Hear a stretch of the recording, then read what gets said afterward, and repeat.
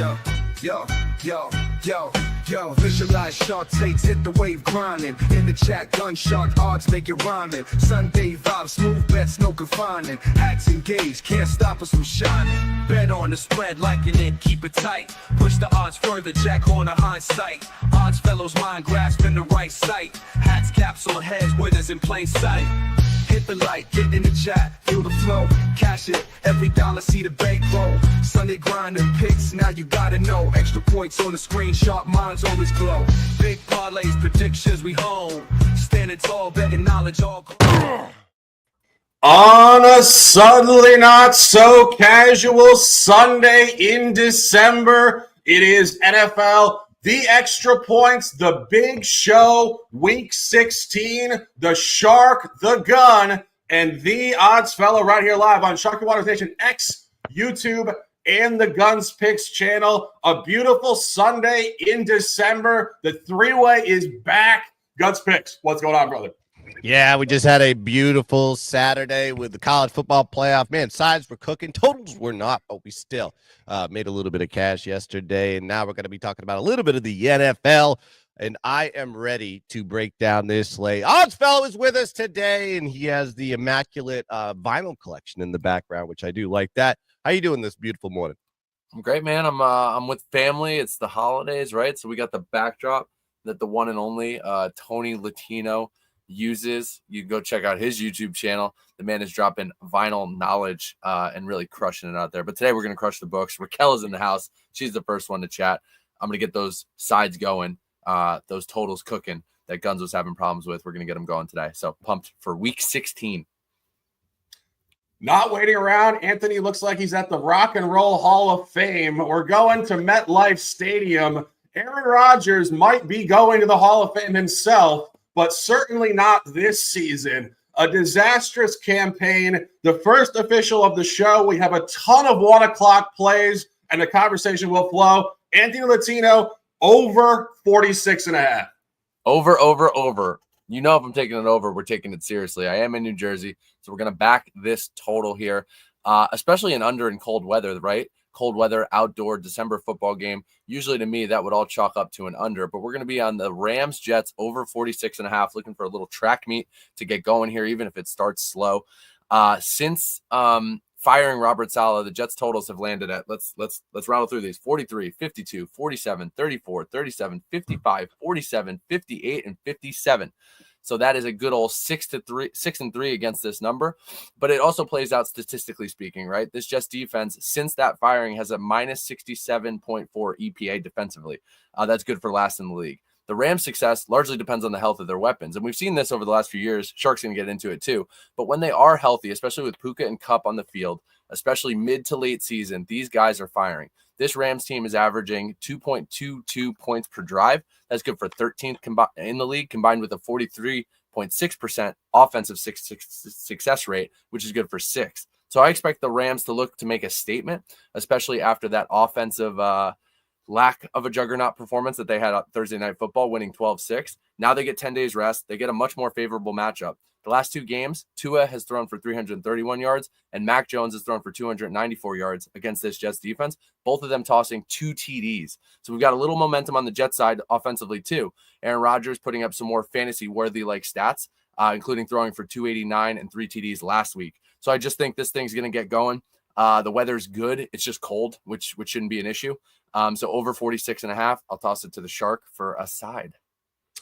Absolutely. 1 o'clock in East Rutherford, taking the Rams at -3. And, Ant, you said it, a lot of stuff going on in this game.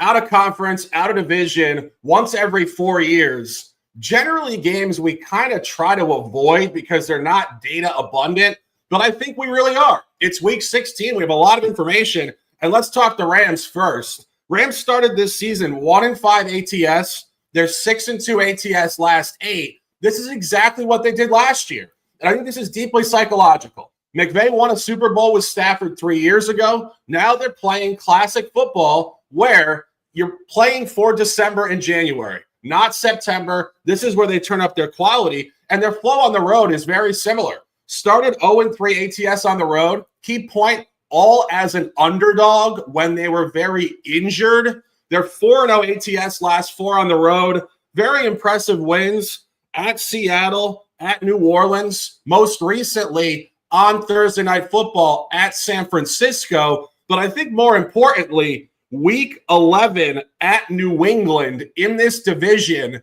28-22 cover, also an over, very noteworthy there. And that is important for a Pacific time team traveling cross country to know they will show up at this early kick time. And I think this is truly just a great spot to sell the Jets. The Jets are coming home off back-to-back games in Florida, both competitive. At Miami, overtime loss. At Jacksonville, tight win last week. Now you come home, you're 2-0 ATS last two, you're too hot, and you return to where you have underperformed all year against the NFC West, going 0-3 ATS, all with some emphasis, blown out at San Francisco, blown out at Arizona, and did take a 5-point loss most recently against Seattle, 26-21 at home. This is the strongest line books have laid out with the NFC West versus the Jets this year. -3 road is a very heavy line if you zoom back out to expectations in August. Really heavy spot here today. Rams need this for the playoffs. This is where you want to buy this team in all capacities and fade the Jets. Anthony on the over. I'm on the Rams. 2 plays in this game. Let's dominate. Throwing it to the gun. Another 1 o'clock game. We do have officials in every single 1 o'clock game this week. Really a lot of information and a really interesting game developing here at 1 o'clock in Charlotte. Cardinals on the road at the Panthers. Kyler Murray, Bryce Young rejuvenated, but Murray returning to where he has performed great in his career on the road. The gun knows that. I'll throw it to him. Arizona -4.5. Yeah, I think we've kind of figured out where Kyler Murray is great and where he's not great in some of these cases. And I think with this spot here, where everybody's kind of already buying into the hype of the Carolina and them being pesky and them being competitive, I think in this situation it's a different story. And let me tell you why. You have Arizona, right? They've lost 3 out of the last 4 games, and they're 7-7 on the year. So, maybe a little bit of a decline here for the Cardinals, but I think they bounce back here. Then you got Carolina, lost 4 straight and are off a 16-point loss to Dallas, where they were favored for the first time in like 2 decades. I don't know. It was like 2 or 3 years, but 3-11 on the year, -12-point differential for the year. And then what does Arizona like to do? They love to run the ball. They're 9th in rush play percentages, 3rd in rush yards per play, and 7th in rush yards per game. And then they're going against Carolina defense that is ranked dead last in rushing yards per carry and rushing yards per game. So there's going to be a run-oriented element here to the Cardinals, which is going to take the pressure off of Kyler Murray, in my opinion. And then Arizona just performs well when they can run the ball. If you actually just go into the statistics, take a deep dive, look how many when Arizona rushes for 150 yards or more, which I believe they can do today, they are 7-1 ATS with a +7.8 point differential in those spots. So I think as long as they can run the ball, run it efficiently, and put up the yards, this is going to be a blowout here for the Arizona Cardinals. And then Carolina has been a covering machine as of late. Like I said, 5 out of their last 6. But all those covers were as of a dog, 6 points or more. When they are lower than that, less than 6 points or more, 6 points or less, they are 0-6 ATS in those spots, and they are losing by an average of 21.6 points per game. I mean, that is a huge delta there when the line is sitting in lower than 6 points. And also, this is the second largest spread for Arizona being a favorite. The largest was the previous game where they were at home versus New England, and you saw what happened in that game. They won 30-17. So I think this is a perfect spot here for Arizona because they're still playing for a playoff spot. They still have motivation. Carolina's got nothing to play for. If anything, they want to kind of regress and coast through this, maybe get a high draft pick. I know players play for their contracts and stuff like that. I'm not saying that they're all the players are just going to lay an egg here. I just think Arizona in this position is going to win this game by margin. So give me Arizona -4.5 as the play. Yeah, and coming back in here, another over. His usual thing is take unders, go low. I like this pattern reversal here. I think it's a great adjustment for the undermaster. Taking the over here at 47. What's going on here? It shows I have versatility, or it's a square Sunday. Either way, let's see how this plays out. Sometimes the square side, the overs, might be the right side, right? Another matchup, we're going to get into this and some other ones too, featuring a team that feasts on bad teams and kind of struggles against good, right? Guns has laid out that side for Arizona. They're 5-0 straight up against teams with losing records, 2-7 against teams with winning records. But that being said, even if the Cards do get there today, and I tend to lean with the gun, thinking they'll get there and hopefully get there by some margin, I think it's in a high-scoring way. One of my favorite stats about this team, when you look at it on both sides, is their defense getting stops on third downs, right? Getting off the field, stopping drives, forcing punts. Both of these teams rank in the bottom portion of that on a third down conversion rate percentage, defensive allowed. So Arizona comes in at 30th. They're giving it up at 44.58% per clip, and Carolina's last in the league at 47.8. So that's 30th and 32nd in the league, right? Not good. Carolina has also allowed a TD on 29.7% of their opponents' drives. That's good for last in the league. Fantasy-wise, Carolina's defense has allowed top 10 quarterback scoring weeks to Caleb Williams, Marcus Mariota, and Bo Nix. So I do expect Kyler to build on last week's momentum and kind of keep it going.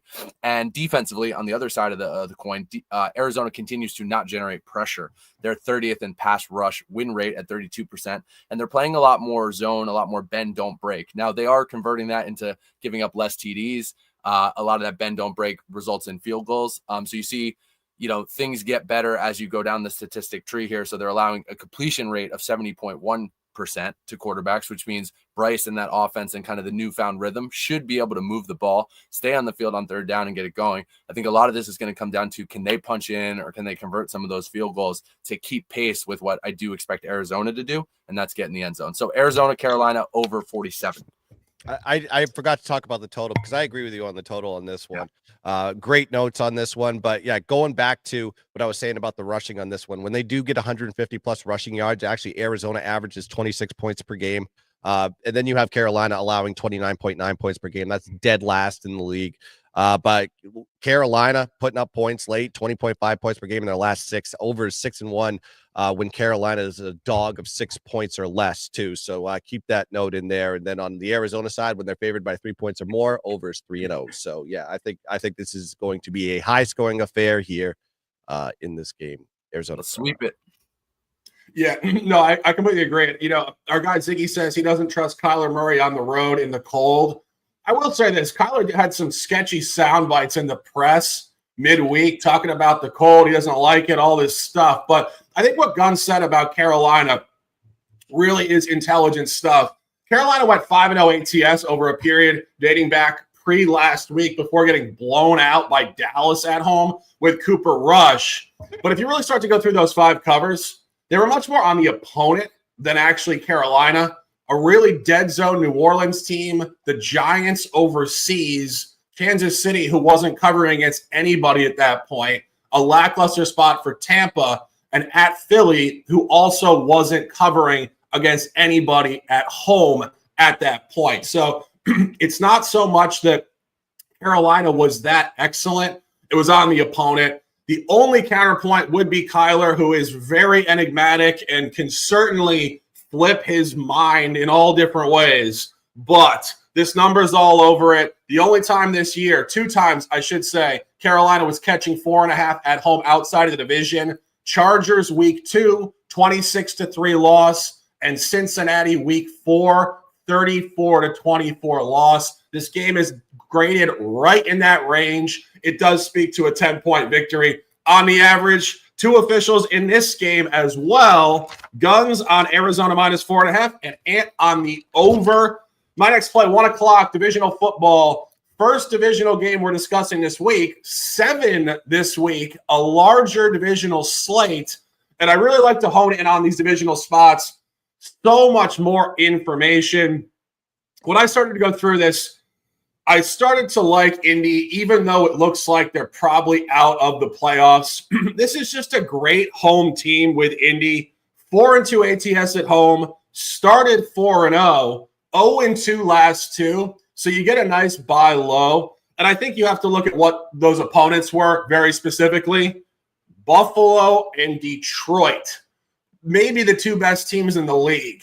So if they're not playing Super Bowl quality opponents, they cover at home. And you want to talk about not Super Bowl quality opponents? The Tennessee Titans fit that mold to the max. This team is 3-11 straight up, 3-11 ATS. When they lose, they don't cover. And you're getting Mason Rudolph. Will Levis probably has played his last game for this team. The guy has looked terrible his entire career. Maybe he'll get a shot as a backup somewhere else.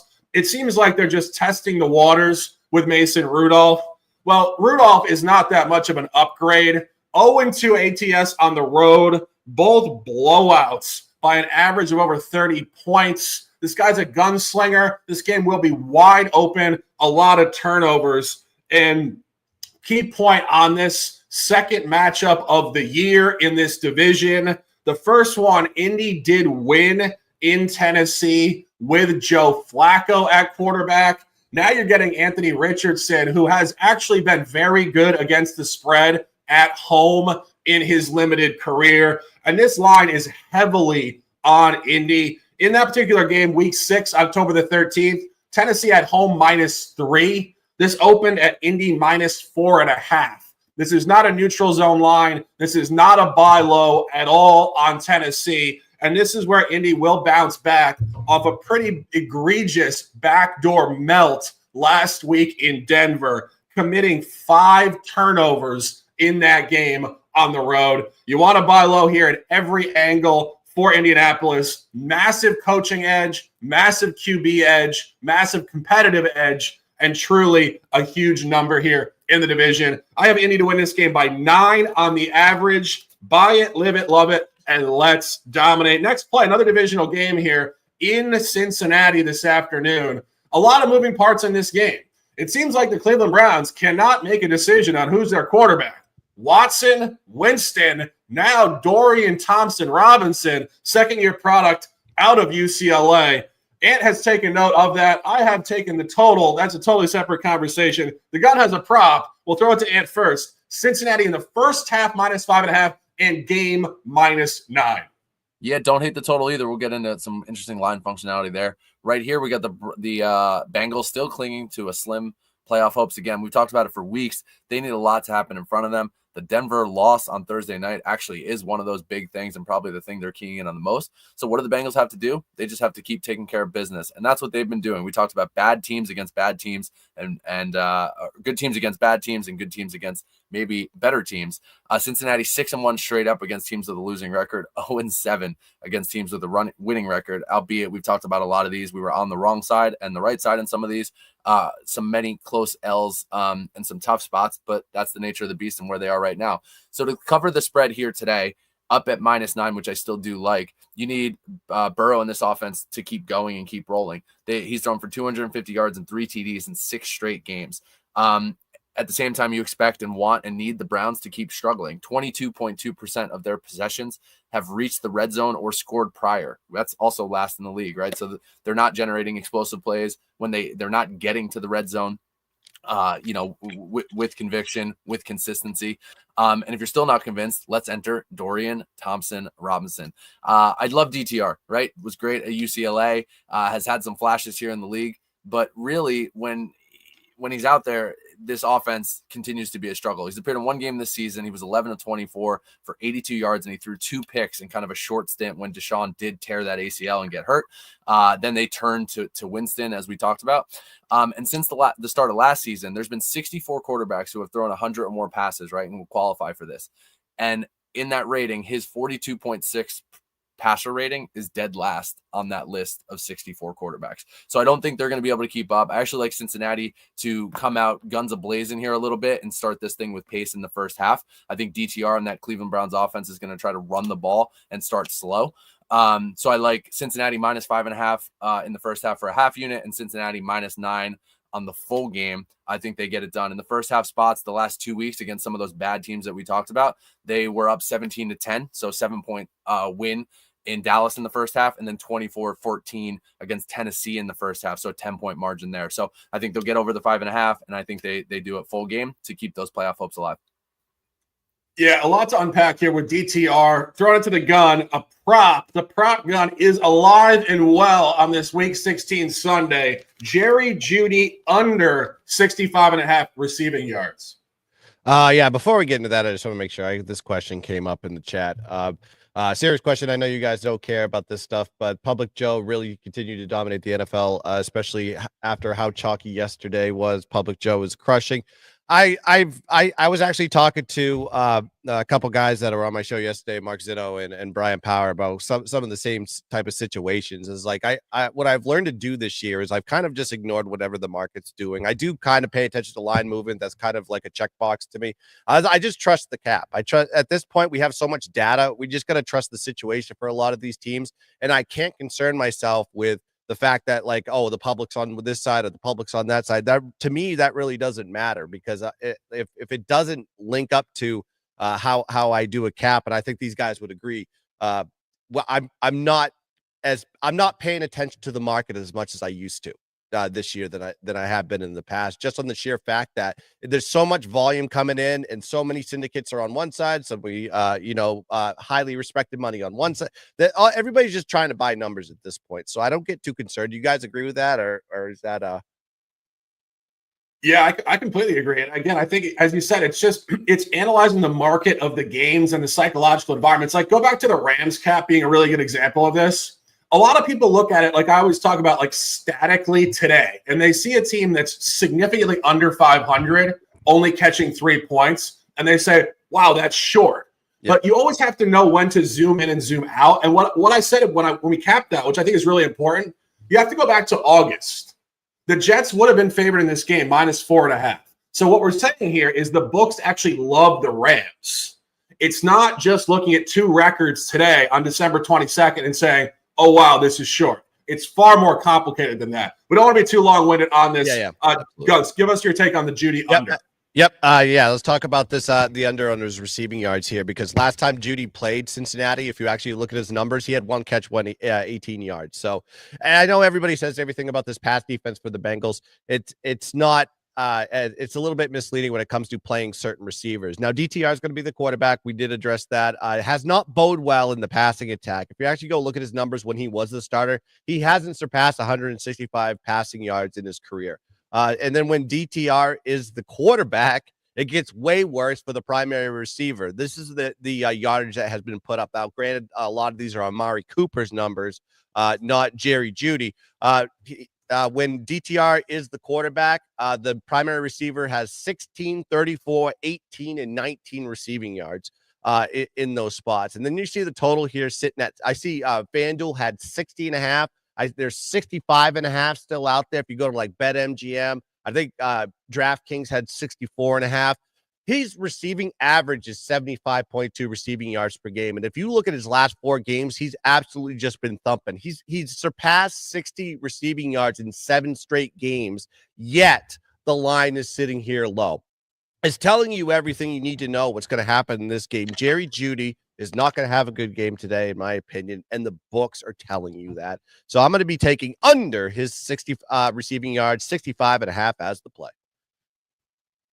My official play in this game, taking the over at 48 early week. I got to be honest, when I cap this is before they switch quarterbacks, which is never ideal. We try to cap it so you guys can get the plays early. Sometimes it just goes this direction.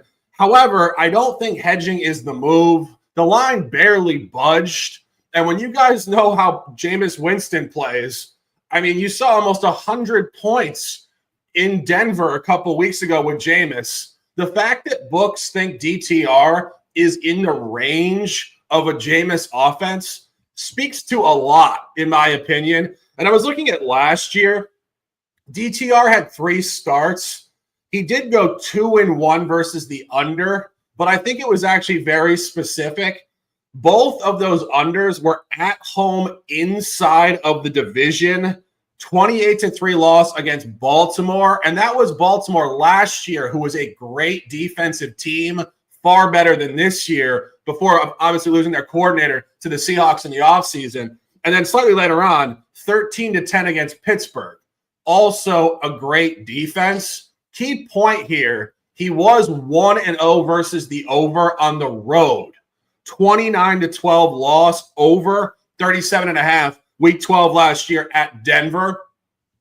And Denver has a good defense. And I think when you really start to look at the defensive statistics for these teams, it's really leaning towards a very high-scoring game, even though we're not getting Winston. This Cleveland defense has been touted up for considerable time for being very elite. They've had some injuries, and truthfully, I think they're just playing deflated. I think this is late season where the motivation is just not there. And if you look at their actual stats, Cleveland is 19th in yards against, 23rd in rushing yards against, which I think speaks to the Cincinnati running back situation. Chase Brown and others really getting going today. And they're 26th in points against. So this is not the Cleveland defense we were expecting. And Cincinnati has been an absolute gas can on defense all year. They weren't supposed to be great, but they've been far worse. 31st in points against, 28th in yards against, 27th passing yards against, 20th rushing yards against. So you think about DTR, the kid can run. He's definitely elusive. I think he could actually get up and down here today and really play some reasonable ball. And if you talk about a buy low, last week, the Browns only scored 7 points. And we had said this on the show last week. It's going to be a game where Jameis throws multiple picks against a good Kansas City defense. It's going to be an under type of game. And it absolutely was 21-7. Cleveland had 6 turnovers last week. That is so far beyond egregious. So you're going to get a bounce back there. And of course, this Cincinnati offense is just explosive and elite. And they need these games. And the door was mildly open when Denver lost to the Chargers on Thursday night. Their motivation is going to be huge. And when Cincinnati wins big and wins football games this year, it's offensive football. And final point on this is the second matchup of this year. These teams did play in week 7 in Cleveland. Key point on the line here, 21-14 Cincinnati, 35 final on a 42.5. And this opened at 47 and only moved down a half point with DTR. So looks like the over regardless of DTR. And as I said, 1-0 in his career as a starter against the over on the road. This game is going to be an open type of game. I have this at 52 points. Tons of officials in this game. It's divisional football in week 16. We have information, and when we have information, we like to pounce. Staying course, divisional football here, still at 1 o'clock. Philadelphia on the road in Washington. Rematch of a game in primetime going back a few weeks. Philadelphia did cover. Now they're laying a heavier number on the road than they were at home. It's very intelligent stuff. The gun, an official, Philadelphia -4. Yeah, this is for the NFC East, I believe. So Philly's going to be super motivated here. 12-2 on the year, coming off that big win versus Pittsburgh at home. And then you have Washington off back-to-back wins themselves. They're 9-5 in the year, still in the playoff race. But when you look at Washington, utilizes the run game to set up the pass, right? They're 5th in offensive yards per game, yards per carry, and 3rd in rush yards per game. And then when you look at the passing offense, they're ranked 3rd in pass completion percentage, 9th in passing yards per play, 16th in passing yards per game. So what I'm telling you is, they want to run the ball. If they can run the ball efficiently, then you'll start seeing the passing game kind of open up there for Jaden Daniels. But they're going against a Philly defense that is one of the best in the league. They're 9th in opposing yards per carry against the run, 7th in opposing yards per game against the run. And then their passing defense is even better. They're 4th in opposing pass completion percentage, 1st in opposing pass yards per play, and opponent pass yards per game. A little tongue twister there. Then you have a Philly offense that is run-oriented first. They have Saquon Barkley. They have Jalen Hurts. They want to run the ball and pound it down your throat. 1st in rush play percentage. 4th in rush yards per play. 1st in rush yards per game. They are the best rushing offense in the league. And then you have a defense for Washington that is susceptible of giving up yards in the run game. 28th in opposing rush yards per play. 25th in opposing rush yards per game. And then you got to look at these two teams did meet in November. Philly did win the game 26-18 as 4-point home favorites, which is not the best place they like to play, but they still covered the spread. And now you're seeing the line identical But Philly is on the road, so they didn't even change the line. You would think it would move 2 to 3 points the other direction. It did not here. It's because Philly is on a roll, 5-1 ATS in 6 games, where Washington is 1-4 ATS in their last 5. And then you look at Washington. Yes, they have performed very well at home, 5-2 ATS, but those were all as a favorite. This is the first time they've been a dog at home all season. And if you go back and look at the history dating back to 2023, Washington is 0-5 ATS as a home dog dating back to last year. So I think Philly's going to be super motivated here to go win the divisional crown, get past that one, that one goal in their season, and then try to get themselves into a position that maybe they can get the home field advantage throughout the playoffs and the first round bye. They are 6-1 ATS on the road this season. So we're going to be taking Philly here. Give me Philly -4 as the play.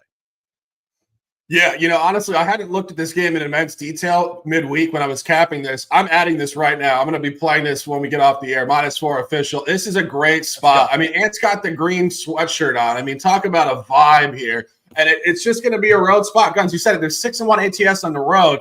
I think even more importantly, like you said, Washington at home only covering as a favorite. And I just want to elaborate on this. The teams that Washington has covered at home against, get ready, guys.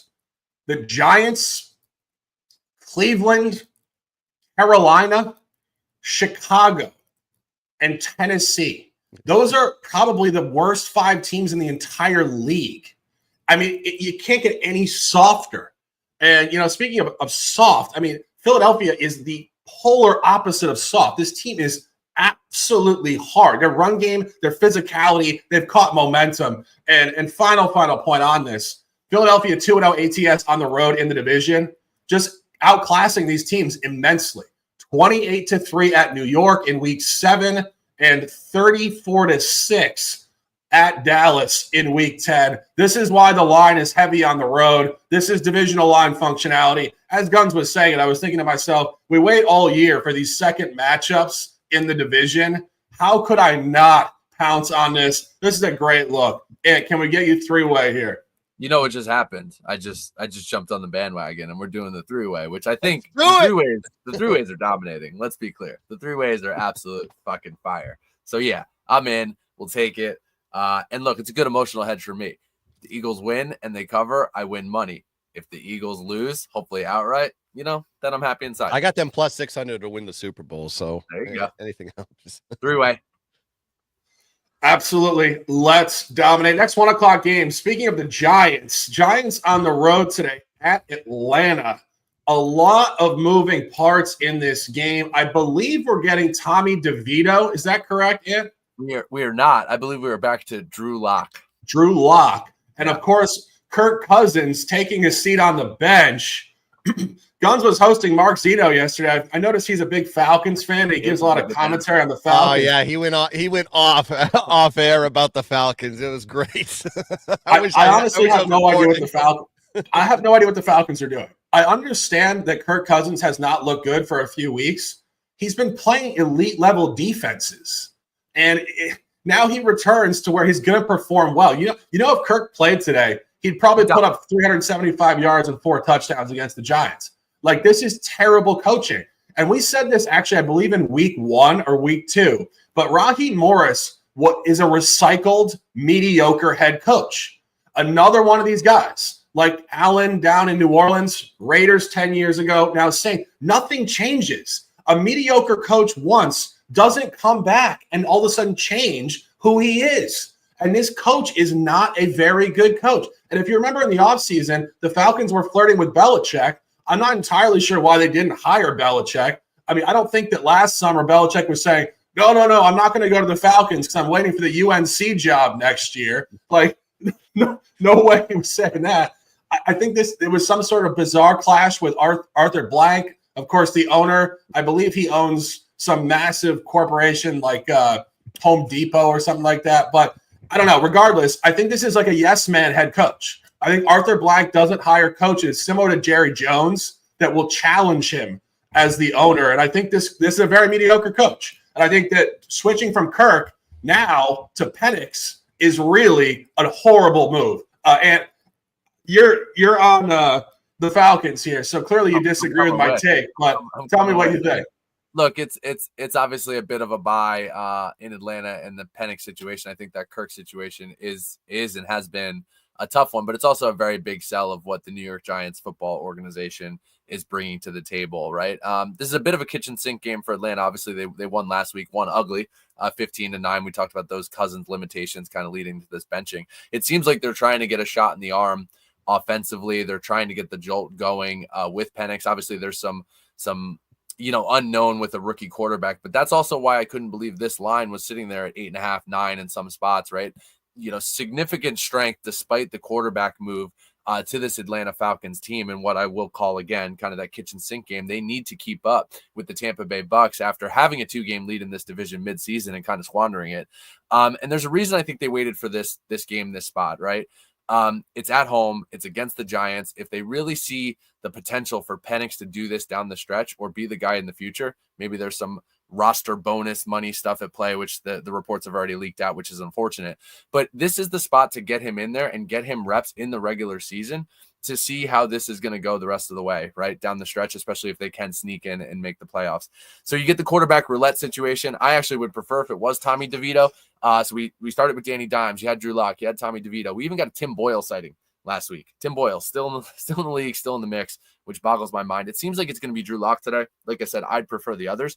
But despite Atlanta's offensive struggles recently, this Giants pass rush and their defense has also been severely limited, right? So they're coming in at 15th in the pass rush win rate, 12th in the run stop win rate. So not brutal, right? But kind of outside of the top 10. And Atlanta does want to run the ball. They have a high success rate on running back runs, good for 45.6%, good for second in the NFL versus a unit with a 60.3% success rate defending the run. So I think that running game, again, especially with a rookie quarterback in, is going to be what they rely on. And I think Atlanta is going to be able to slash and burn the Giants and get through to this number. And it's not even just that it's going to be slow ground and pound, right? Because another interesting wrinkle that I saw and that was pointed out was the Giants are giving up 14.7% of the rushing plays against the Giants have gained 10 plus yards. So that's highest in the league, right? Worst in the league. So you could see some explosive plays. So I think Penix and Atlanta at home in their comfort zone against an unknown in the Giants offense is going to get the job done. Significant line strength. So Atlanta 8.5 for me. I saw it at 9. I'd play it up to 9. Obviously, if it goes double digits, I wouldn't start messing with that. Yeah. No. I mean, honestly, I don't know what to make of this game because I think this is obviously a very strong line for Atlanta. I personally don't love buying a rookie quarterback in their first game, and particularly a guy like Penix, who is not necessarily like your most refined pocket passer. Like, he's not like a Joe Burrow that came into the league and was just immediately fluid. I'm not saying they're not going to cover. I think he's going to have a tough game, though. I think he's going to be uncomfortable. I think the pass rush is going to get on top of him. Especially for a quarterback that likes to get outside the pocket. I mean, go back to his collegiate career. I'm not saying anything crazy here. Not the speed of NFL defenses on the edge. He won't have that space. He won't be able to get to the edge nearly as quickly on rollouts and design runs. So I think it's going to be a tough game all around. Guns, any thoughts? I've never seen a line that big for a rookie's first start. Yeah. Never seen a line that big in my. I can't even. I would have to go back into the databases to find something. That is an insane line for a guy that has not thrown one pass in the NFL in the regular season. And I'm in the same boat. I don't know if I'm ready to commit. Credit to you, Oz. If you hit that, I'm just going to applaud you for a great cap because I just don't. I know the Giants are bad, but I mean, you're 9.5, 10 to a rookie quarterback. Yeah, I don't have any interest in this game. Maybe I'll look at the total a little bit later after the show. Maybe there's a spot there, but who knows? Right now I got nothing on this game. Yeah, I mean, I think, as I said, I don't expect Penix to be great. I think if you cover this, the total is actually speaking to a very low game, 42.5. I think you might see something along the lines of like 20-10, like real low, and just like they cover, but it's an ugly 17-3. Some garbage. And it's like this is one of those games where when you make a bet on it, particularly with the favorite, it's like just go for a walk during the second half. I will not be watching that. Like, you're not going to want to sweat this and be like annoyed the entire time. So And on the Atlanta side here, and let's dominate. Taking a breath here. My next play, staying at 1 o'clock, big time stuff here. This is the polar opposite type of stuff than you're finding with the Falcons Giants. Taking the Lions on the road in Chicago at 1 o'clock, -6.5. This is a great spot statistically to buy Detroit. Detroit has bottomed out, in my opinion. They're 0-3 ATS last 3. They didn't cover on Thanksgiving Day against the Bears at home, a game they were up significantly and gave it back late. Then they didn't cover the following week, also on Thursday, in the division at home against Green Bay, 34-31, hook non-cover. And this is where I missed the cap last week. I had them last week to bounce back. What I missed, and I mean, I had considered it, but I definitely missed it with the official play. When you start to not cover and you're showing signs of an outright loss, you're actually trending towards really a bottom out point, which is an outright loss. And they played their worst game of the year last year and lost outright at home to Buffalo. That is the end of that window statistically. They bottomed out. Now this is where they bounce back. And even within that game, they still scored 42 points and lost. This offense is outrageous in a good way. And I posted this on X early week. I don't know if this is factually accurate, but I do believe that Jared Goff had the best game in NFL history last week for a team that lost outright. 494 yards, 5 touchdowns, 0 interceptions. And this defense just got shredded by an elite Josh Allen-led Buffalo team. Now they get to go back to Chicago and really kind of avenge a non-cover BS spot on Thanksgiving. And a key point here, this is what Detroit did last year, almost identically. Last year, midseason, they hit a little downturn and went 1-3 ATS, weeks 11 through 14, and then bounced back and closed the season 4-0 ATS last 4. And our guy Burns says, no way I'm betting the Lions today. Well, Burns, listen to this. Detroit is 9-0 ATS last 9 off a prior outright loss. They bounced back well, to say the least. And if you look at Chicago, Chicago is way too hot in the division and against the Lions. Chicago's 3-0 ATS last 3 against the Lions and actually beat them at Soldier Field last year, 28-13. So you're getting a great buy low on Detroit within the season and a bounce back off a loss, and you get a buy low Detroit against Chicago. And if you really look at that game that was played on Thanksgiving Day, Detroit dominated the game. 405 yards to only 300, 8 more first downs. Chicago backdoored it 13-0. And this line is on Detroit on the road heavily. We said this on the Thursday show. Last week, Minnesota laid the same number against Chicago and hammered them. Yesterday, in divisional play, Baltimore laid the same number against Pittsburgh. This is the same number. And we specifically said if Baltimore covers by some margin against Pittsburgh, it will correlate to how the Lions will play at Chicago. Chicago's in shambles. Caleb Williams looks uncomfortable. We talked about Penix having issues. Caleb has had issues all year. And truly, without Eberflus, an interim coach, this is going nowhere but south until next season. Love the Lions here at -6.5. Guns, any comments? Yeah, I think the only way to go with this is the Lions. I think it goes back to like what you said. I mean, Thanksgiving, probably Chicago could have won that game, but the piss poor clock management, Eberflus really screwing up there.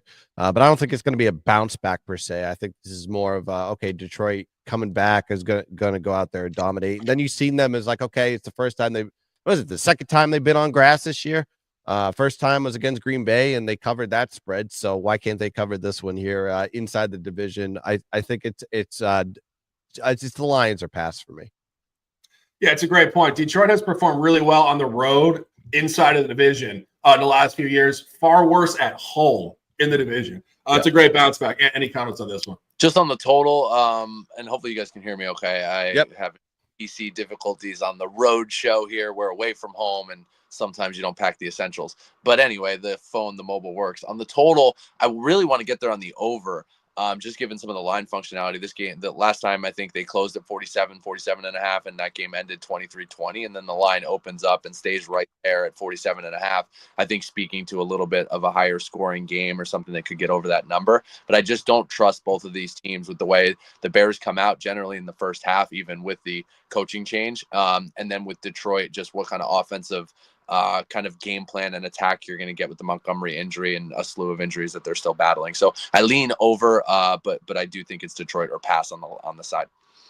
Yeah, no, it's interesting because we're talking about the line movement and in the chat here and all the splits. It's funny because we just had this conversation going back about 20, 30 minutes ago about static analysis saying, okay, today's record versus the line determines basically all intelligence in the game. It's so much deeper than that. And just keep that in mind. Best of luck if you're taking the other side. Let's kick some ass, Detroit. Going to 4 o'clock here. 4 o'clock game at 4:05. A slew of games at 4:25. Going to just quickly chat the Vikings game just to give you guys some points. It is NFL The Extra Points, where we give you all the information we certainly have to bring to you. This is a tough game. Vikings do not perform well in this spot. The Vikings have been elite all year. 12-2, 5-1 on the road. Key point, only road loss and non-cover on Pacific time at the Rams as a favorite. This is the one spot Minnesota has underperformed this year, and they're a little too hot. Conversely, Seattle has also performed poorly in this spot as a home dog outside of the division, blown out against the Bills. Another blowout prior. Guns, you said you hated this game. I don't like this game. Any comments on which game? That speaks directly to the garbage of this game. What game? Basically, the worst game to bet on the board. Vikings Seahawks. Oh, Vikings Seahawks. Yeah. Okay. So yes, I did look into this game a little bit. Situationally, it plays to both sides' weaknesses, right? It goes back to how Minnesota does on the road outside the division versus how Seattle has performed at home. And you got them sitting here as a dog at 3. I think this is basically giving you a coin flip of a line on both type of situations. So for me, I had to pass on this game just because I couldn't find an angle that would work where one side was weaker than the other. I think if there's anything to look at here is the maybe over on pass attempts, because the one thing that is tried and true, everybody passes on the Minnesota defense. They're ranked 32nd in opposing pass play percentage and opponent pass attempts per game.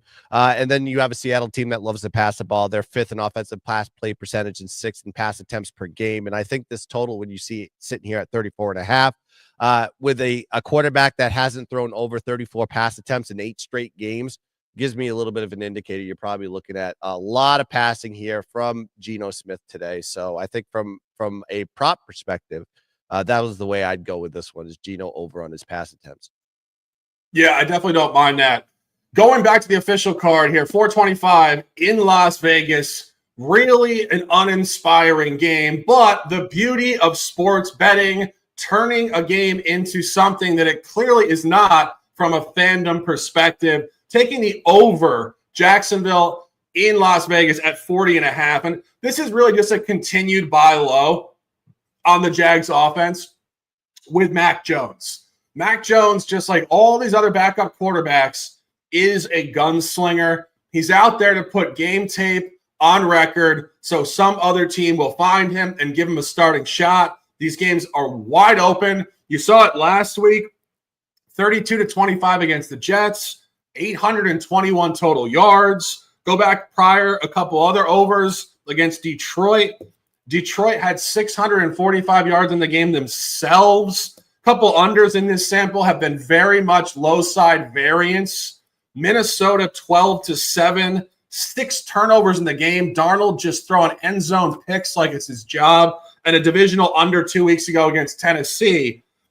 It's a great spot to buy the Raiders here on an over. Desmond Ridder has proved to be very incapable of scoring the football in his career with Atlanta and last week against Atlanta on Monday Night Football. 15-9 game. Now you get a bounce back, but you also get a QB change back to Aiden O'Connell. O'Connell only has one home game all year outside of the division. Week 6 against Pittsburgh, over 36.5. 32-13. It's going to be a wide open game. This is one of your classic games late in the season where neither team has anything to play for. You have backup quarterbacks who want to sling it. The defenses are terrible. Jacksonville is 32nd in the league, last in yards against and passing yards against. And both teams are tied 27th in points against, giving up exactly 26.9 points per game. No defense in this game. Backup quarterbacks. Take the over and let's dominate. Going back to the gun. Guns has the hat on and the sweatshirt and the fandom. Patriots traveling on the road today off a blowout loss in Arizona last week, going inside of the division in Orchard Park. Buffalo has been scoring at a historic rate. The gun thinks it continues today. New England, Buffalo, over 46.5. Yeah, I don't think the scoring momentum is going to stop here with the Buffalo Bills. I think they are going to circle the wagons here versus New England, but the total is what I'm going to be focused on here. You have two teams that are polar opposite directions of one another. You have a 3-11 team versus an 11-3 team, right? But you have Buffalo that is ranked second in offensive scoring, putting up 31.8 points per game. They're third in red zone scoring percentage, and they're second in touchdowns per game. They put up, like I said, 30-plus in 8 straight games. But this New England offense has really improved since they put Drake May under center. If you look at his numbers, they put up 300 yards of total offense in 4 out of the last 5 games. They've scored 19.4 points per game and giving up 25 or more points per game in 4 straight. Now, with New England defensively, they give up the points, right? They're ranked 23rd in opponent scoring, giving up 24.1 points per game, 23rd in opposing red zone scoring percentage, and they're 24th in opponent touchdowns per game. And then you just got to look at what the situation is for both these teams. Buffalo is 5-1 to the over at home this season. When Buffalo is favored by 3.5 points or more, the over is 6-1 in those spots. And for New England, this is the highest total they've seen all season on the road, and the over is 3-0 in road spots where the total is 42 points or more in New England games. Also, the over is 3-1 in the last 4 meetings between these teams. This is the highest total, by the way, that in a New England Buffalo matchup since 2020. So that gives you an idea what the books are telling you about this line. I think we're going to be seeing a high scoring affair here in Orchard Park. Give me New England Buffalo over the total 46.5 as a play. A lot of overs today, boys. Let's go. I know. Points. It happens, right? Yeah, any thoughts on this one? No, I would lean that way too. I enjoy continuing to watch Drake May grow, but not really a huge motivational spot for the Pats, and we know the Bills have to keep pace. I will say on the line overall, and we talked about this a little bit off air. Maybe you'll add to it too, Shark. I think a little trappy on the line. It's just a weird spot. Obviously, the Bills care about the division, but they also have it locked up. They care about beating the Pats. They have them 2 out of the last 3 weeks of the year. So this is a matchup where you don't get the previous division game earlier in the season, which is a little bit interesting. So I could see a high scoring affair, and I could also see the back door wide the fuck open. Yeah, I saw the look ahead on the next line. It's like 2 or 3 points under the current total here. So I think you may be seeing something high here. And then when they go back to New England, it could be a different story. Yeah, obviously they play 2 games in the next 3 weeks. Finish the season in New England in January of next year. This is a funky spot for Buffalo. In terms of the total, I think the guy obviously making great comments. But in terms of the ATS side here, if there's ever a time you want to sell Buffalo, it's here. They're coming off of 4 straight gigantic games at versus Kansas City. Dealing Kansas City their first loss, blowout win against San Francisco at home in the snow. Then they go on the road, score 42 points in a loss at the Rams, and then come back last week and beat the Lions, scoring 48 points. Kansas City, San Francisco, road Rams, road Detroit. Now you're going to come home and play the Patriots. I don't care if this is Josh Allen, this is McDermott, this is an elite team. it's human nature to let down in this spot. You just played elite level football and competition for a month straight, and you get one of the worst teams in the league who's throwing out a rookie quarterback. I don't think they lose, obviously. I do think this game is going to hover somewhere in the margin of 10 to 14 points. Last night, I did see a plus 14.5. Let me see if it's still there now. This team probably can't catch the number 1 seed, and they have the division wrapped up. So again, these last 3 weeks for them are going to be funky spots. I wouldn't. Not so fast, my friend. I think there's 2 big games that Kansas City could lose back to back, and Buffalo could win outright and be the number 1 seed. So, I mean, they got 2 tough road games ahead. Kansas City does. Yeah, definitely. I mean, I'm just looking here now at New England. Yeah, I mean, New England has not performed well in the division this year on the road. They're 0-2. They got blown out at the Jets. But key point there, that was Jacoby Brissett. And that was also a short week, Thursday Night Football. That has nothing to do with this game. They did take a loss at Miami. Non-cover, 34-15. I want to just look at the box score of that game for a second, see what happened there. I had the over that week correctly. I remember the Patriots were down significantly, and then they scored late.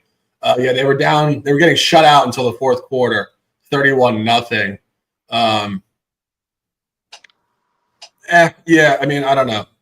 They haven't performed well in this spot, but if I recall correctly, that was actually a Miami line. Miami was supposed to cover that, and it was definitely a Jets line. I played the Jets in that Thursday Night Football game back early season, so had a good grip there. 14.5 is available, minus 120 on FanDuel right now. Okay, yeah. I mean, I think, you never want to say there's a free roll line. A couple of our guys talking about all these dogs in the chat. I think this is a dog that you would want to take. I think this is 14.5. I think you're just in a great spot. You're kind of free roll. I don't think Buffalo beats them by more than 14. Terrible spot for Buffalo. This is going to be where Drake May probably bounces back off a real dud last week. And it's definitely a Patriot spot, in my opinion. Staying at 4 o'clock here, one more game. This is another disastrous game. This is really unfortunate, to be perfectly honest. When I was looking at these games back in October, I was thinking to myself, I'm in Florida. I was actually thinking to myself, Niners at Dolphins before Christmas. I'll drive down there and go watch the game. I mean, really, I was thinking that this would be an elite game. And now you're getting the Niners here at 6-8. I'm not sure if they're officially eliminated. They're certainly very close. Dolphins 6-8, also very close to elimination. These are 2 teams that very easily could have been sitting here 12-3 and 10-5 right now. It would have been a marquee game. That's why it's a 425 showcase game on CBS. I would venture to say that CBS probably had their A team lined up for this game, or the Romo Nance group. They're probably down there in Miami, and it's just unfortunate. I don't know what to make of this game. My initial read would be the over at 44.5. Any thoughts on this one? I really wanted to get there on the Dolphins, just given the state of play with the Niners and the injury decimation. I mean, these are 2 teams who you alluded to, kind of year from hell status, right? Besides the Jets, these are probably the other 2 in the top 3 or 2 in the top 5, kind of in that category. I would have wanted to see a little bit more line strength, which is what I was hoping for. I think this is one, just given that coin flip sitting at 1.5 type of spread that they did, that you can probably attack it live. Look to see if a team gets up maybe by 2 scores or 1.5 scores, right? If you get the field goal in there, and you can get some margin going back the other way. So that's how I'm going to attack it. Kind of sit back and watch it, especially if it is that 425 nationally televised game. Yeah, I'm just looking at the total here. Guns, do you have any thoughts on this one? No, this was one that I just completely ignored. It's it had to do with a lot of the decimation, a lot of the changeover, and some of the injuries on the 49ers side. I just didn't want anything to do with this game. I still lean Dolphins slightly, but I think these coaches know each other well. That always makes it interesting. These guys do play. I think the line move is kind of interesting, though. Is you had, I think, Miami opened up as a favorite -2, and now they're a dog 2 to a team. I thought it was still sitting at 1.5. Yeah, I'm seeing 2s hit the board now, so it's giving me an indication that wise guys like the 49ers today, but I don't know. I could find an angle to get there. Yeah. Here's an interesting point on Miami in terms of the over. Miami's coming off of a really lackluster offensive showing last week, only scoring 12 points at Houston. That's the second straight road game they've really underperformed offensively. Going back to a Green Bay game on Thanksgiving, only 17 on the road. very polarized road versus home. Last 3 road games, 23-15 at the Rams, under 30-17. That went over at Green Bay, but not because Miami scored, and 20-12 last week, under. So they've been an under road team after Tua returned from the injury. They've been an over home team. 34-19 over against Vegas, 34-15 over against New England, 32-26 over against New York. Extremely polarized. And the Niners on the road here in Florida, I believe, are pretty explosive. I remember they lit up Jacksonville last year in Florida for like 30 plus. Last 2 times on the road for San Francisco, gave up 38 points at Green Bay, 35 at Buffalo. You got to go all the way back early season, week 6 and week 3, 2 overs, 27-24 against the Rams on the road, and 36-24 over against Seattle on the road. So this team is not really defending on the road at all. They did go under at Tampa Bay, but that was a crazy outlier. I believe they underachieved versus point expectation there by like easily 10 points. I'm not going to put it officially on record right now. I think the over in this game is actually a pretty elite look. They're going to be. I mean, the 49ers are going to be passing a lot in this game. Garendo's not going to be playing this one. Trent Williams is hurt, so I think if they're going to create any sort of offensive production in this game, they're going to be passing the ball. So maybe some good opportunities for passing props here with the Niners today. Yeah, and not only that, it's like I said with the Jacksonville Las Vegas game. It's crazy to say because we said you got 2 backup quarterbacks in that game, just slinging the ball around the yard. Where the Niners and Dolphins are right here is kind of like that game just on steroids, because this is actually kind of a garbage game at this point. And these teams are so much more offensively talented than Jacksonville and Las Vegas. So It's basically the same exact idea, just with far better rosters. This is a damn good over. I might get there and post it a little bit later. That's the last game at 4:25, 8:20. We do have an official on the late game. The gun has gone into his holster and ready to fire. Cooper Rush at home versus Baker Mayfield, over 48 at 8:20. Guns picks, unofficial. I know I got a lot of overs today, and I'm on another one here with Tampa versus Dallas in Jerry's world at 8:20 tonight. You have Tampa Bay 8-6 on the year, a 4-game win streak, hottest team in the NFL if you ask all the NFL insiders on all the channels. Dallas on the other side, 3 out of the last 4 themselves, so they're actually cooking with Cooper Rush, quarterback, 6-8 on the year though. However, so that is not a good number, but. Dallas, when you look at their numbers, one of the worst in allowing points to opponents. They allowed 27.1 points per game. That's ranked 30th in the league. And then you got a Tampa team that is one of the best scoring offenses in the league, putting up 28.8 points per game. That is ranked 4th in the league. And then Tampa is Dallas defense. Weaknesses of rush defense are 29th in opposing rush yards per play, 23rd in rushing yards per game. So teams love to run on Dallas. And then you got a Tampa rush offense is much improved from last season. They are now a top 5 rushing attack in the league, 2nd in rushing yards per play and 4th in rushing yards per game. And then you got a Tampa. Tampa has put up over 150 rushing yards in their last 4 games. In those spots, when they put up over 150 rush yards, they average 34.1 points per game, 4-2 to the over. The weakness with the Tampa Bay team is their passing defense, right? They give up they're 23rd in pass play, opponent pass completion percentage, 17th in opposing pass yards per play, and 30th in opponent pass yards per game. And what does Dallas have to do? They don't like running the ball. They love passing the ball. They are ranked 6th in pass play percentage and 2nd in pass attempts per game. So this team is going to try to air it out versus Tampa. And Tampa is susceptible of giving up the yards and the scores on that one. And the over is also 4-1 in Dallas games last 5. And Dallas is 5-1 to the over at home this season. So and also on the Tampa side, 5-2 to the over on the road this year. And this is the 2nd highest road total Tampa has seen all year. So give me every indication that we're looking at a high scoring affair in Jerry's world tonight, 8:20 p.m. East. Give me Tampa, Dallas over the total 48 as a play. Yeah. And what are the fans thinking about the Cowboys tonight?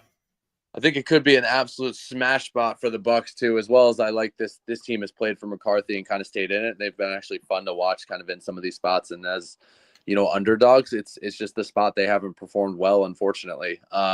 Maybe that changes with the recent run, but at home, like Guns has mentioned, they've struggled. They've given up some big chunks. They've gotten blown out there before. You'd hope primetime could get in the mix a little bit, but I could see the total getting there. I do think it's going to be track meet style either way, and I would actually lean Bucs on against the spread as well. Yeah, I think when you look at what the Bucs did at the Giants on a similar line within this division, 30-7, they were -6, -4.5 here. The only worry I would have with taking Tampa Bay here is they just played some elite second half football last week at the Chargers, staying on the road. And Cooper Rush has been scrappy in his career. I think more notably on the road, obviously covered last week, I believe. But the game against Carolina last week. Yep. But I think this game could be tight, similar to the game we saw at home against Cincinnati, Monday Night Football, Week 14, where if you guys remember, Cincinnati did cover that in a really fluke play. I believe a fumble on a fake punt touched. Yeah. And they got the blocked punt that was touched. Yeah. Correct. Yeah, I mean, really fluky stuff. So I think Cooper Rush might be competitive here, and that game was high scoring, 27-20. I think you're going to see a lot of points here. I could see Tampa Bay letting down in this road spot and Cooper Rush being scrappy. ATS spot's going to be tough. 8 o'clock tonight. Gun on the over at 48. Monday Night Football tomorrow night is going to be a really tough game. Green Bay's laying 2 touchdowns to the Saints. Spencer Rattler on the road, just covered last week, came in the second half and backdoored Washington. Almost won the game outright, and just reminded me of how much we love Philadelphia today. Spencer Rattler almost beat the Commanders last week. Keep that in mind for the quality of this Washington team. But I think Rattler's a complete coin flip. You've seen him in limited duty show immense, I would say, ability to score the ball in quick pockets, but then also get blown out. Game against Tampa Bay at home, lost 51-27, but the game was super tight in the first half. They scored like 24 points in the first half. It's very much hot or cold quarter to quarter with this guy. And you have to ask yourself, how much motivation does Green Bay have to just like absolutely slaughter an out-of-division opponent? It's kind of a funky spot for Green Bay, similar to what we said with Buffalo on a very similar line. I don't love buying New Orleans. I don't love buying Green Bay here. Either of you guys have any thoughts on this? Yeah, I don't even think I'm going to even put a bet on this game. I may just do it. Obviously I do with the prop gun, so I'll probably find some angle on a prop. But aside and total, I got nothing on this game. It's just I'm just tossing this one out of the window. I'll move to week 17. Ooh. I completely agree. And this is another one of these games where these games are in prime time, because when they scheduled this stuff back like last spring, this was supposed to be an upstart Derek Carr Saints versus the Packers. This was supposed to be the Bucs in Dallas Sunday night before Christmas. Dak Prescott and the boys like getting ready for the playoffs. Just the insanity of how quickly things can flip in professional football. That's the show for this week. NFL, the extra points, the big show, week 16, the Shark, the Gun, the Odds Fellow. Bunch of top plays on this card. We have 7 divisional games this week, which usually leads us to more plays as we have that much more information. I have the Rams at -3, Indy at -4.5. You can get that at 3.5 now. Detroit -6.5, Cleveland, Cincinnati over, Jacksonville, Las Vegas over 40.5, and Philadelphia, a 3-way collab with the Gun and the Odds Fellow, -4. Odds Cincinnati -9 and first half -5.5. Atlanta -8.5. Jets, Rams over 46.5, and Carolina, Arizona over 47. The Gun, Arizona -4.5. Buffalo, New England over 46.5. Jerry Jeudy under receiving yards 65.5, and Tampa Bay, Dallas over 48. We appreciate you guys immensely hanging out with us on a Sunday morning. A beautiful Sunday it is. Happy holidays. For Odds, Guns, close them out with some words, and let's dominate. Yeah, I just want to remind everybody that you're watching right now, please hit the like button on this video if you're enjoying the content that comes on this channel, on the Sharky Waters Nation channel, on the Guns Picks channel, and subscribe to the channel if you haven't done so already. And also check us all out on X at Guns Picks, GUNZPICKS, at Sharks in Sports, and at the _odds_ fellow. Go check us out, give us a follow, and get engaged with us, and let's dominate the board here, boys, because we have a beautiful Sunday slate. And of course we'll be back with the show on Thursday, And we'll have to talk about if we're going to do another show on Friday. I think we're going to do a bull show on Friday. We'll figure that one out. But it's going to be a beautiful week. It's going to be a beautiful, absolute, dominating Sunday. So let's catch some ticks. Let's dominate the bowl. And as always, let's keep dancing. Yeah, bang.